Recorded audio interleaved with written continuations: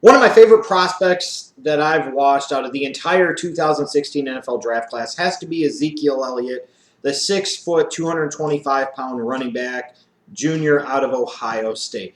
Here's a guy that I think really put his name on the map as a big-time prospect of the future in the 2014 college football playoff when he really, for my money, with all the emphasis and focus being on Cardale Jones being the third string quarterback leading his team to a championship, it was Ezekiel Elliott that was the heartbeat of that offense. It was Ezekiel Elliott who came up in the big moments with the big plays. It was Ezekiel Elliott that, for my money, put the team on his back and helped lead them to the national championship.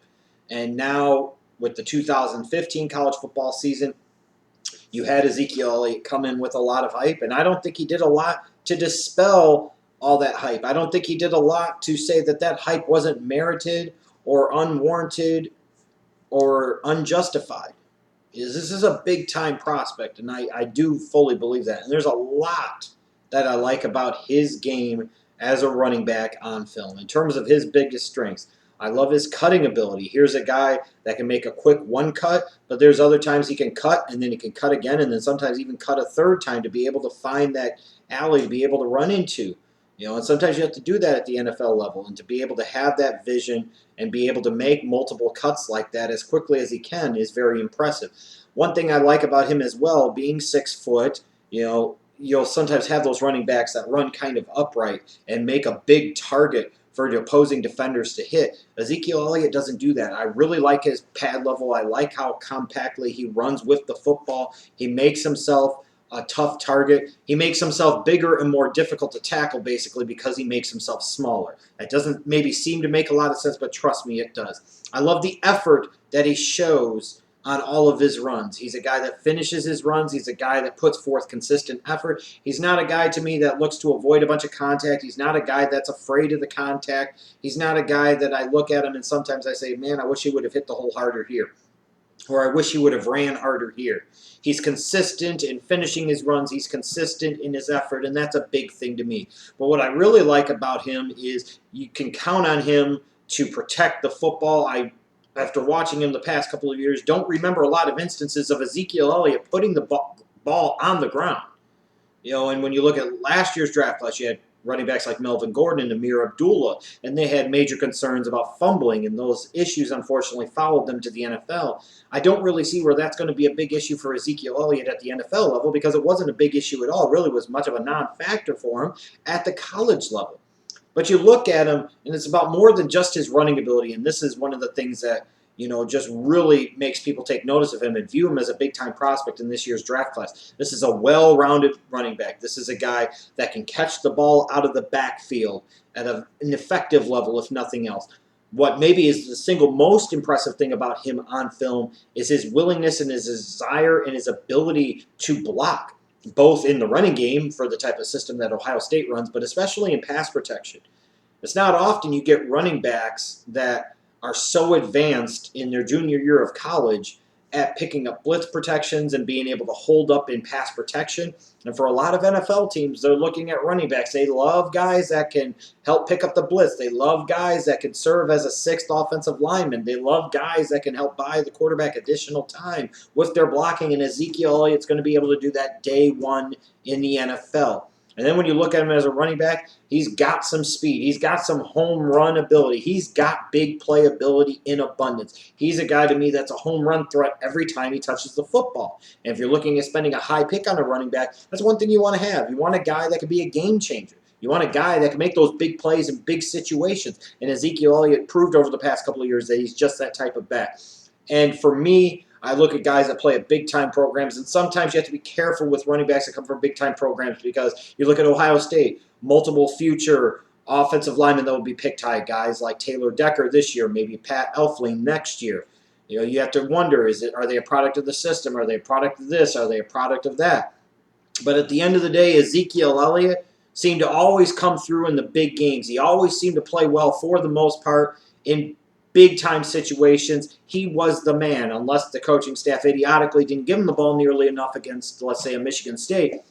When Zeke was needed, Zeke delivered consistently. He was a game changer. He was a difference maker. He showed the ability to be able to carry a team on his back. And you got to love that, especially if you're talking about investing a high pick in a running back. Now, he's not a perfect prospect. No prospect is. He has some areas of concern for me as he transitions to the NFL level. One thing that concerns me is his play and scheme discipline. I've heard some people talk about his vision. I don't think his vision's bad. I think he has good vision. At times, he demonstrated the ability to me to be able to see the hole and be able to find an alley to be able to run through. My bigger concern with him, though, is that sometimes he doesn't always wait. He's not the most patient runner. And in particular, what bothers it with me is that sometimes he breaks down the integrity of the original play by trying to bounce it outside. He has a tendency to get a little happy with trying to bounce the ball outside and try to make something big happen when maybe sometimes just pounding it between the tackles for a 3 or 4 yard gain would be all that's necessary.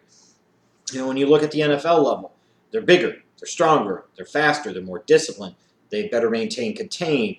So you get in love with bouncing the ball to the outside as much as Ezekiel Elliott has the past 2 years at Ohio State. That could be a concern because that could lead to a lot of negative yardage. And for all the big plays that you can make as a running back, one thing you don't want to have is the ability to make a lot of negative runs. And my concern for Ezekiel Elliott in the way that he approaches running the football and how much he likes to bounce the ball outside is that sometimes he could open himself up to some big-time negative runs, some real momentum killers, some real drive killers. Because negative runs can be a momentum killer similar to how sacks can be in the passing game. You look at Ezekiel Elliott and you say 6 foot, 220, 225 pounds. This is a big physical runner. And he runs hard, and he runs tough. And he's tough to just stand up and bring straight down. But he doesn't break a lot of tackles as a straight-ahead runner. For a guy that big, that looks that strong, you would think he should break more tackles than he really does. That's not to say that he doesn't break any tackles at all. It's just, to me, I would think that he would break more. And that was one thing that actually surprised me a little bit as I watched him over the past couple of years and rewatched him again multiple times on film, was that I thought he was better at breaking through arm tackles than he actually was. He went down a little bit easier at times than maybe he should have. Like I said, he still fights for the extra yardage. He will take a 2-yard run and make it 3 or 4, which is an impressive trait to have for an NFL starting running back. But a guy like him, you would think he would be better at breaking that initial arm tackle or running through a tackle and being able to make a 3-yard run turn into a 10 or 12-yard run. And there were times where I just didn't see that ability as much as I had expected to, as much as the reputation might suggest. I also look at him for a guy with his athleticism and his skill and his speed. He's not the most elusive in the open field. I don't think he has tremendous initial quickness. He has adequate burst. It could take him a little bit to get up to speed. But he's not going to make a ton of people miss in the open field. Now, that's not a terrible thing. I mean, it's not something that is going to prevent him from being a big-time running back at the NFL level. But you'd like to see a guy with his type of skill set be able to make more people miss in the open field, be able to juke step somebody, maybe be able to incorporate a spin move, those type of things, a stutter step. He just doesn't really make a lot of people miss. He'll sometimes be able to make somebody miss on the initial part of the run because of his ability to make a cut really quickly or make 2 cuts if he needs to just set up his blockers. But in terms of once you get out in the open field, it's not the hardest to get your hands on. In terms of as a pass catcher, like I said, he's a good pass catcher. He's a good weapon out of the backfield.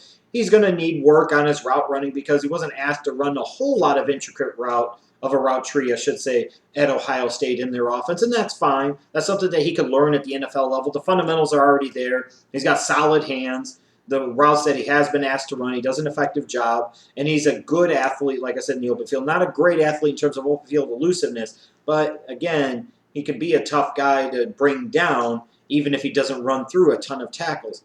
One other thing that worries me about Ezekiel Elliott just a little bit is the type of system that he ran in at Ohio State, that spread system, that could lead to some concerns about some potential scheme limitations. Is he going to be the type of guy that you want to incorporate in a power running game? I don't know if you're a power running team if he's the type of guy that you want to have. How is he going to run in a fullback offense or an offense with 2 tight ends and a single back? I don't know.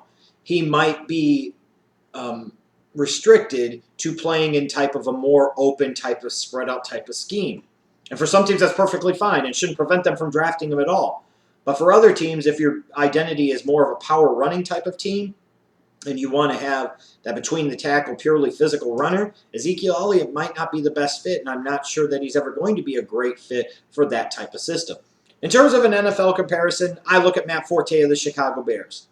Two guys that are both three-down players. Like when I saw Forte coming out of Tulane, a lot of people talked about his 2,000-yard season he had his last year. What they forgot about was that he played out of the spread the first 3 years of his college career. So this was a guy that could do a little bit of everything. He could catch the ball out of the backfield. It's just his last year of college, he ran the ball a ton. I look at Ezekiel Elliott, and I see a lot of similarities to him on film to what I did with Matt Forte first at Tulane and especially in the NFL with the Chicago Bears. Two guys that are all-around backs that can do a lot of different things as runners, as pass catchers, as run blockers, pass protectors especially. Two guys that look like they can be franchise offensive players. And you could definitely say for the Chicago Bears, since he came into the league in 2008 in the second round, Matt Forte has been the Bears' franchise player on offense. There's no question about it. They built that offense around him. He was that bell cow. He was that difference maker above all else consistently, even when you incorporated the Brandon Marshalls and the Alshon Jeffries and the Martellus Bennett's in the passing game. It was still a Matt Forte-driven offense, and I see some of those same type of characteristics in Ezekiel Elliott, where skill and speed over pure brute strength and the ability to just run through tackles is going to be the name of the game. A bit of a finesse guy, although I think Zeke Elliott is more than finesse, similar to Forte is more than finesse. But you look at it, a lot of physical characteristics that are very, very similar between the two of them. When I look at Ezekiel Elliott as a prospect for this year's draft class, I really think he's one of the elite prospects in this entire 2016 NFL draft. I think he ends up being a top 5 player out of this draft. And now the only reason I'm not saying he's number 1 or not is because I've not made my full determination on every single prospect or every single major prospect.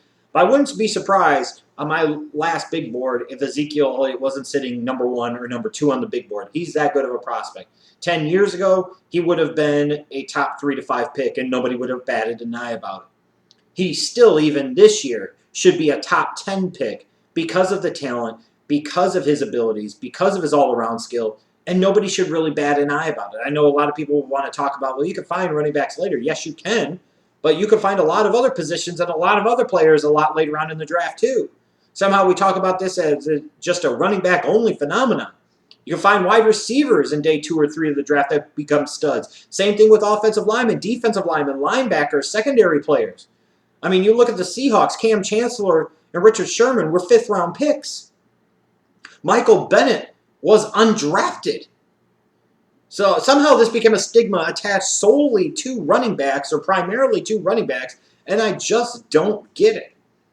If a guy is that good of a talent, then he's that good of a talent, and you take him where that good of a talent merits being taken, period. To me, he fits best with a team that runs out of the spread or maybe somebody that runs a zone blocking scheme. A power running scheme probably is not the best fit. I look at him and I project a guy that could carry the rock 260 to 280 times a year, somewhere between 1,200 to 1,300 yards, maybe averaging 4.3 to 4.6 yards per carry. Throwing in another 40 to 50 catches out of the backfield and 400 to 500 receiving yards. I think when all is said and done, that Ezekiel Elliott, in the peak of his career, will be a top 3 to 5 NFL starting running back. I think he's one of the few franchise running backs that you'll have in the league, just like you had in last year's draft with Todd Gurley. I look at Ezekiel Elliott, and I think if he lasts until past pick 16 in round number 1, that a lot of teams need their fucking heads examined. And a lot of front offices and scouts and general managers just aren't very good at their jobs. Zeke Elliott is perhaps, to me, the safest of all picks in the 2016 NFL draft class. And I don't say safe in a bad way. I say safe in a good way because he's that good. And unless he always battles injury problems or whatever the case might be, or he gets in a really bad situation where a team tries to put him in a power scheme and it doesn't work and they don't utilize him well, this guy is going to be good. He's going to be really good. He's going to be a stud and probably a multiple-time Pro Bowler at the NFL level. You mark my words. I'd be stunned and really, really disappointed if it didn't happen because, to me, he's got that type of 3-down ability where he can impact the game in multiple ways. Just a really, really good football player that should definitely be taken in the top 10, and we'll ultimately see if he does end up getting taken there or not. But if he isn't, it's a shame because he should be, and it's a crime if it doesn't happen.